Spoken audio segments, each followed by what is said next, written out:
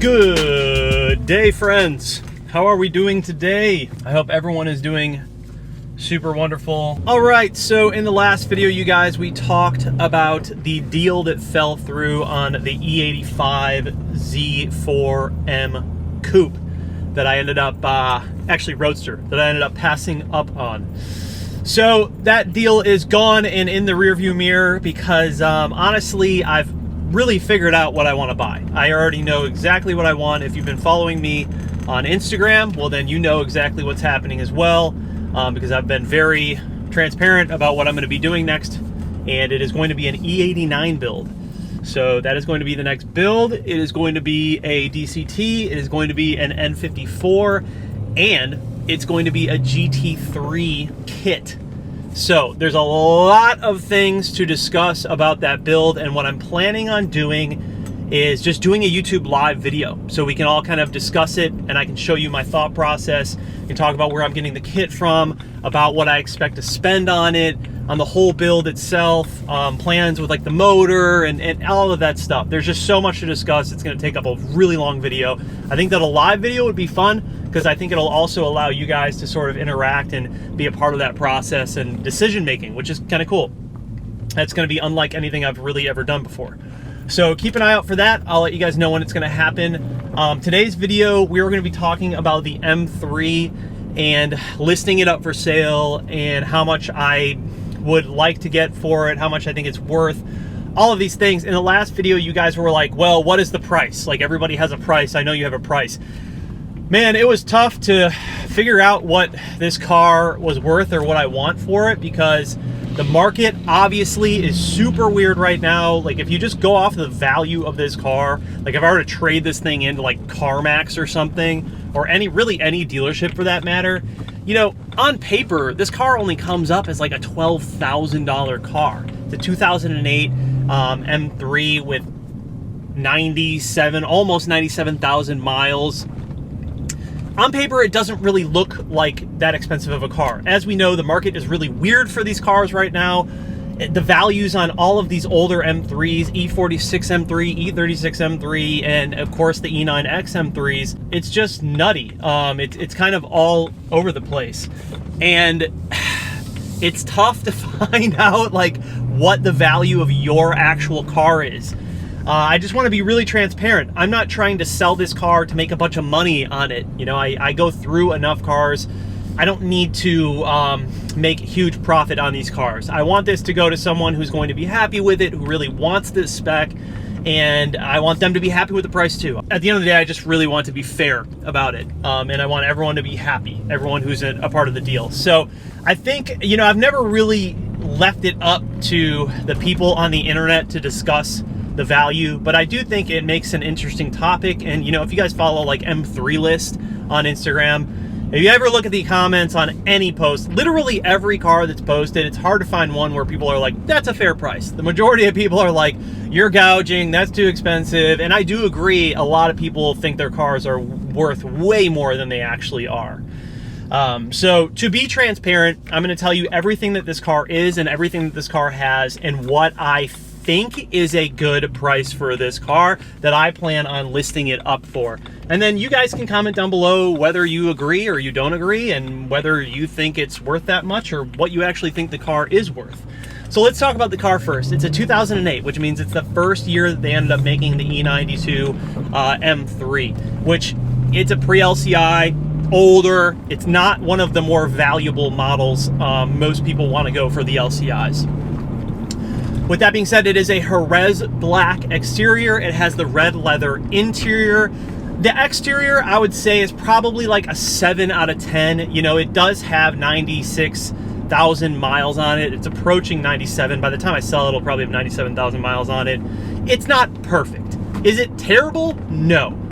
If I were to keep the car long term, I would probably have the front end resprayed because it has seen mileage. This car is currently wrapped in KPMF matte ice titanium silver. So the wrap is fresh, we just put it on, and underneath the wrap, the Jerez black was corrected and ceramic coated by me. I have a full video on that. You can see the condition of the paint in that video. It's really not bad. After I corrected it, the car looked pretty damn good. Jerez black is a pretty cool color. Not the most popular color for people. It's like a bluish black navy, but that is the color of the car. That is the color interior. I give the exterior a 7 out of 10. I give the interior probably a 6 or 7 out of 10. Passenger seat is in really good condition. Rear is in really good condition. The plastic trims and everything are in fair condition. And really the only downfall is going to be the driver's seat for obvious reasons. The side bolsters are starting to wear, things of that nature. There are no tears, however, in this entire car, which is nice. So you do have the red and the black throughout this entire car. I believe it's Fox red. Correct me if I'm wrong. And again, with the exterior, the front bumper is not painted. So I ended up buying the Euro bumper, but before I had the chance to go ahead and paint everything, we obviously did the wrap. I said, what's the point of painting it right now if I'm going to wrap it?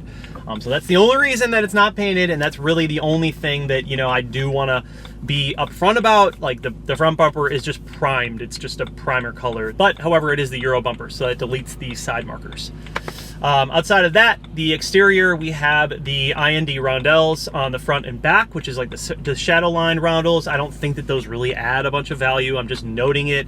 It does have the IND paint matched reflectors on the fenders, the side grills, and then the carbon fiber trunk is still on the car. I am going to be selling it with that trunk as well as the factory trunk. A lot of people were interested in that. Factory trunk is mint. It's perfect. I have that sitting in storage, and that will also be included in the sale with the car.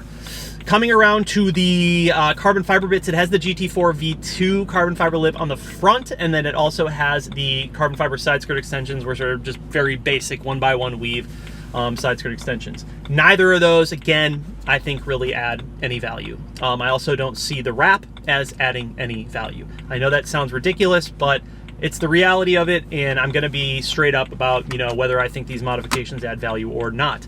To be upfront, I did remove the majority of the modifications that were worth a good amount of money for obvious reasons, because I would just lose so much money on those, and there's no point. My Öhlins Road and Tracks are not, the suspension is not on the car. It has factory suspension with Eibach lowering springs. The Öhlins Road and Tracks are actually going over to the 1M. The F80 brake conversion I am leaving on the car. So you are getting a full F80 brake conversion that's probably worth, I don't know, $3,500, somewhere in there. Does that add value? That probably adds a little bit of value, but I'm not going to be hiking up the price just because it has F80 brakes on the car. Moving along, the car has the Motorsport Gold VS5 RS Apex wheels. Now this has been something that I've been debating whether I'm going to take them off and put like stock wheels on the car, 220Ms or something like that. I haven't quite decided yet, but for now, let's just say with the price that I include in the end, I'm going to include these wheels and tires. It's in Falcon Azenis, which are relatively new. Not the greatest tires on planet Earth, but they're decent tires and they're fine for what this car is. The wheels themselves are in mint condition, no curb rash, no nicks, nothing like that. They are ceramic coated. Moving along, the exhaust, I do not have the Valvetronic exhaust on this car. I have a factory exhaust system on this car. So that is back to stock. Factory catalytic converters, factory mid-pipe, factory headers, factory rear section, everything is stock. OEM, OEM, OEM. I think that pretty much concludes everything for the exterior of the car. It does have the pre-LCI taillights. I did remove the LCI taillights, again, for obvious reasons. I'd never get my money out of those, and ended up selling those separately.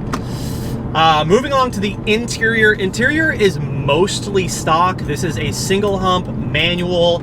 It does have a custom steering wheel by Ozza Auto Wheel. Really, the only reason that I upgraded the wheel was because the old one was just fading and in bad condition. I wanted a new steering wheel, so I got that in here. I'm leaving that in the car with the sale. Brand new shift knob, ZCP shift knob, brand new Alcantara shift boot and e-brake boot. Everything else, factory untouched. I would like to say both of my cup holders do be working, so you can add $10,000 onto the asking price for that. Just kidding. Everything else on the interior is pretty much factory. Obviously, I don't have the Recaro Sportsters in here. I had a gentleman who wanted to offer me a certain amount of money, and he wanted the wheels and the Recaros included. I refuse to sell the Sportsters. I need those for future builds, and I love those seats. Those are like dream seats. There's no point in me going through and buying those all over again. Also, they're valued at like $5,000 with the mounts and everything. I don't want to have to go through buying those all over again. So those are staying with me. Everything that is in the car right now is what is going to be sold with the car. Performance-wise, these are things that were already included on the car when I bought it.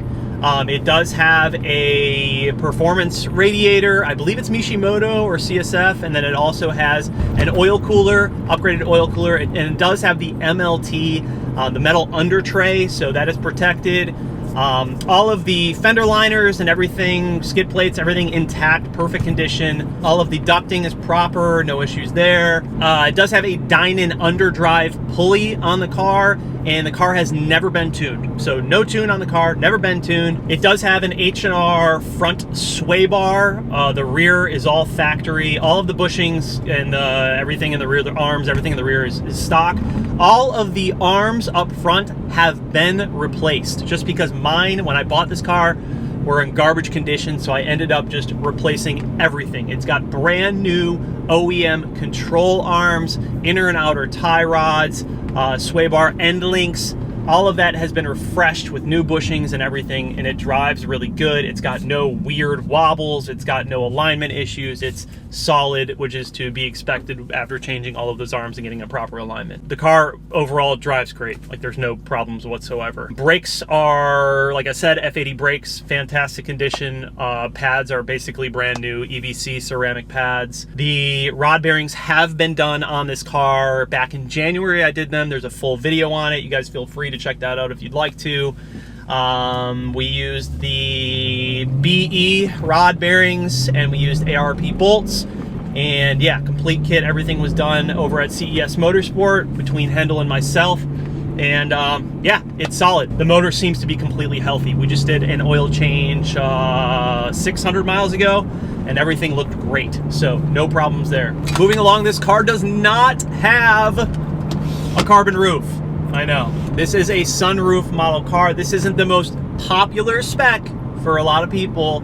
You know, some people want to have that carbon fiber roof. When I was personally shopping for an E92 M3 with the amount that I wanted to spend, I couldn't find a carbon roof that didn't need to be refinished. And so ultimately I said, you know what, forget it.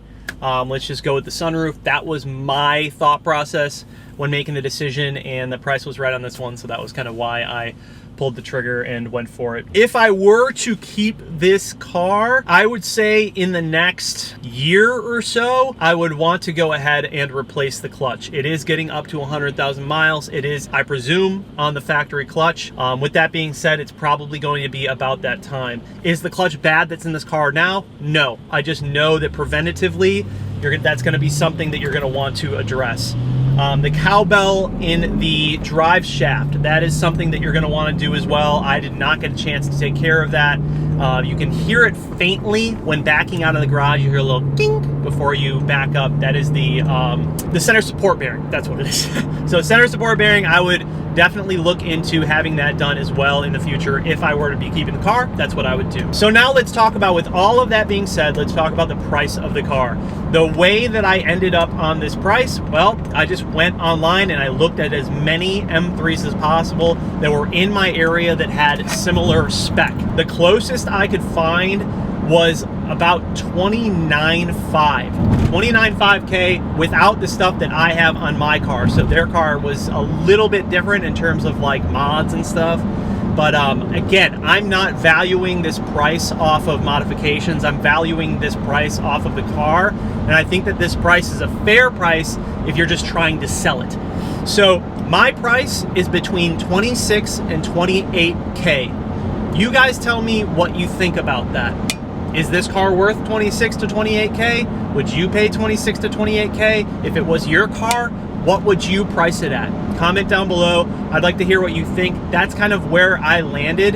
I think that I would be happy with that price, and I think that someone would be willing to pay that price. There's obviously like wiggle room in there, but I sort of set my bottom line at 26K. So if I list it for 28K, I do expect to get 26, no less. I don't know. You guys tell me. What do you think? The market is so weird right now, and it's so difficult to place a value on these cars because the true value on book is not what people are actually paying for the cars. So it's just a really weird market right now. And you know, I don't like selling my cars privately. I like doing it through a dealership. That's what I've sold the majority of my previous cars through, minus one of the cars. I've sold them through dealerships because I don't like the hassle. I don't like negotiating with people. I don't like going back and forth. I don't like dealing with test driving. I don't like dealing with any of that. In the past, I've wasted a lot of time with buyers who say they're interested and then back out because they don't have the funding or whatever. If you've ever sold cars, you know how it goes. And with the amount of cars that I go through, and that process being so frequent, I typically just find the new car that I want, and then I work it out with the dealer to trade in the car that I have. So I never get the amount that I'm really looking for out of the car. I always take a hit pretty much every time, and I do that out of basically just convenience, because I don't love selling my cars privately. This one's a little bit different. I can't really find the new car that I want to buy at any dealer. And, you know, obviously I'm not going to take $12K for this car on a trade-in. That would just be absolutely insane. So that's kind of where my thought process is with it right now, you guys. 26 to 28K, you tell me what you think. I think the car is worth it, personally. You know, everything's obviously been documented on the car, the things that I've fixed and things that I've addressed. Throttle actuators do need to be done. I have not done throttle actuators. I don't know if the previous owner did them. They don't seem to be an issue right now, but I do want to note that as well. I did not personally touch throttle actuators or anything else outside of rod bearings. That was really... Oh, and I did do all of the pulleys and all of the belts as well as the water pump. I upgraded to the metal water pump over the plastic. Plastic ones tend to fail over time, so... I think outside of maintenance, that's it. Oh, and I did do spark plugs recently as well. So there are some things that I've done as far as maintenance, and you know, I have tried to do my best to take care of as many things on this car preventatively as possible. Oh, and it is a clean title car, so not a salvage title. I don't know. I think it's a pretty decent car, man. You know, the only thing really missing, I guess, would be like a pristine carbon roof. The fact that it has a sunroof is probably the only thing that's going to keep this thing a little bit lower than some of the other cars that are selling. I don't think that Jerez Black is the most popular color. I think white is probably the most common popular color that people are buying with these cars, and so I kind of took that into consideration as well. The one that I saw that was selling for $29,500 was not in as good condition as mine, and it did have higher mileage. And all of the other ones that I saw, in my opinion, were overpriced. They were like 30 and plus. I don't believe this is a 30K plus car, in my opinion. Some people might say I'm an idiot for saying that, but I don't want to sell this car. I don't need to sell this car to cash out and make a bunch of money on someone. I want to sell this car to someone who's going to be really happy with it, and that's what this car deserves, and that's what the future owner deserves. And you know, I'm not here to make a bunch of money off of someone, so I go through enough of these cars that I know how this works, and yeah, I just want to be fair about it. So that's really it. Yeah, I'm pulling up the shop now, filming a 1,000 wheel horsepower Mike body tuned Supra today on the dyno, and then we're doing a feature film on it on Monday. This car is fucking insane. Wait till you guys see it. I cannot wait to show you guys all of the plans that we have for the Z4, the E89 GT3 build. Dude, it's going to be so mental, like so mental. By far the craziest build I've ever done. Full-on GT3 kit, street car. So lots of things to be discussing. The name of the kit, who it's going to be coming from. It's expensive, very expensive. The type of suspension we end up running, because it is a GT3 car, I don't want to end up in situations like TJ ended up, where he has this really crazy fitment and you're not able to adjust it. So yes, bags are probably going to be in the future of that car if I want to make it a street car. It's really like the only way to do it and still be able to drive it and not have it look like booty fitment all the time. So many things to discuss, and I've been having conversations with people who have already built the car. The cool thing is there's only like 4 of them on the street of this car that I'm building. Only 4. So it's going to be unique, bro. It's going to be such a cool car, and I'm so excited about it. So yeah, that's all I got for you guys. I'll let you know when that YouTube video, it's going to be a live video, so I want everyone to chime in. It's going to be dope. We can just talk about colors and everything we're doing. It's going to be so fucking sick. And if you want to see everything else that I'm doing about that car, I'm talking about it a lot on Instagram, so check out my Instagram, Thick Whip. Anyways, pull up shop. I love you guys. I'll see you in the next video. If you want to buy my car, let me know, dude. Hit me up. thick F30, THICKF30@gmail.com, or you can DM me on Instagram. Serious offers only, guys, please. I just don't waste my time, you know what I mean? I'm just trying to sell the car and just move on to the next thing, and yeah, we'll figure it out. I appreciate you guys. I'll see you in the next video. Deuces. All right, so I'll give you guys a whole little walk around here. Driver's side door card, everything works properly. This is in pretty good condition. These tend to fade over here. You can see a little bit of fading inside of here, but it's really not too terrible. Interior wise, you got the leather carbon. It's also in good condition. Everything up front is honestly in great condition. Like, the car looks really, really nice. I'll show you guys the mileage, 96651. No warnings on the dash. I can start it for you just to make sure that you know. No warnings, no check engine, nothing like that. Starts right up, no problems. Radio works, everything else works. Obviously, cup holders both work. Passenger seat, fairly good condition. No real wear on it, just, you know, minor wear in the butt area. Everything else looks good. Passenger side door card looks great. No problems there. This all works right here. Everything down here looks good. This car does not have EDC. I don't know why this is here. I think someone replaced this before me and they just got one with an EDC, but this car never had EDC, so that's kind of stupid, and you can ignore that. This works. The traction control off obviously works, and the power button works as well. Shift knob, good condition, clean, very new. Shift boot, also new. E-brake boot, also new. Yeah, I think that's it for the front. And then by far the worst wear is going to be on the driver's seat, as you can imagine. Pretty beat up, pretty chunky, not the best. Rear seat, mint, nothing wrong there. It looks great. And then we'll just do like a full walk around. So like I said, the car is obviously still wrapped. It's on the iBox springs with stock shocks and stock suspension. Everything is good, no problems when it's driving. There's the front, does have the IND badging on it, does have new kidney grills in the black, and then the GT4 carbon lip. The wrap looks really nice. Personally, I wouldn't take it off. The wrap looks phenomenal on this car, but of course the new owner can do whatever they want. Remember, the front bumper is not painted, so that's just primer color. Rest of the car is Jerez black. Wheels obviously are probably going to be staying on the car. F80 brakes are painted in, they actually almost match the color of it, but these are Motorsport Golds, and that I tried to do CCB Gold, but I will say it's a little bit lighter.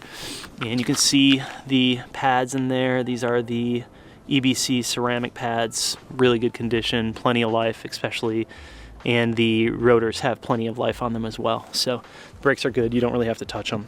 Side skirt extensions, pretty basic. These are the IND side markers, so they're wrapped. Obviously you can't see it, but they're paint matched in Jerez black, which is kind of nice. So brand new there. It does have a stud conversion kit all the way around, Motorsport hardware. And then going on to the trunk. Trunk is pretty polarizing for a lot of people. It's a full carbon trunk, the Ericsson style. It's hit or miss, man. Some people love it, some people hate it, but you do get the factory trunk, which is not wrapped, I must say. The factory trunk will not come wrapped. If you want to get it wrapped, obviously you can do that yourself, but to match the rest of the car or whatever. So both of them will be included. You guys can do whatever you want. Does have a factory exhaust system, like I said before. Everything is stock there. Zero tint on the car. It's fishbowl. Some people hate that. Tint it if you don't like it. And yeah, I think that's it, man. So just let me know if you guys are interested. And like I said, thank you for watching the video. Peace.